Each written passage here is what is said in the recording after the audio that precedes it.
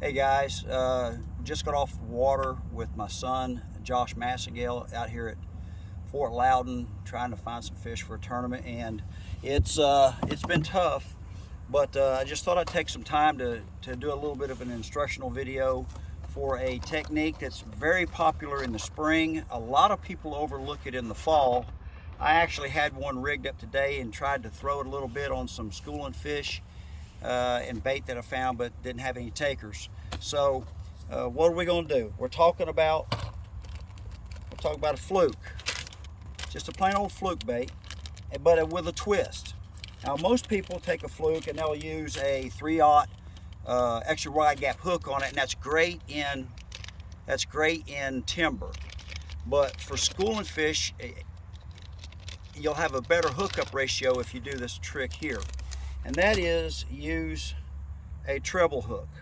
And the size hook that you need will be a number 4 round bend hook. What do you need? You need, of course, you need your fluke, you need your hook, and then what you need to do is go to a hardware store and get you some long rivets. 1/2 inch will be fine. 3/16, 5 millimeters is what the size is. Get you the pop rivet and take it out of the pack. And what you'll do is you'll take your pop rivet, follow me here, take your pop rivet and pop it, if it'll pop. All right, it'll pop. And what you'll do is you'll hold on to that pop rivet and take your fluke. Let me get one out of here that's not already rigged up. Take you a fluke, and right there in the nose of the bait, take the sharp end of the rivet and thread it carefully at a little bit of an angle, through the head of the fluke. Thread it through, keep it through, and now what you're going to do is you're going to leave it there for a second. Then you're going to take that pop rivet that you popped off and slide it back up on the fluke and slide it right up into the fluke itself.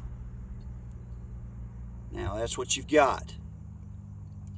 The next thing you're going to do is you're going to take your line and run it through the center of that pop rivet. Take your hook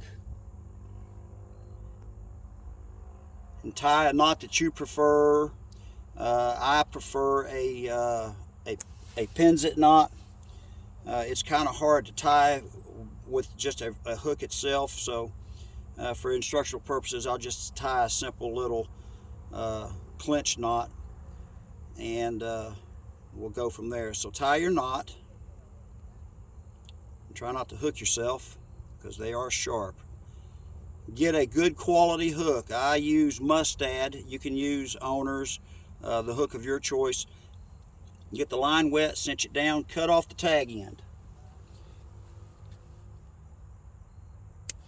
And now what you got is you're going to take that bait and slide it right up through the two there.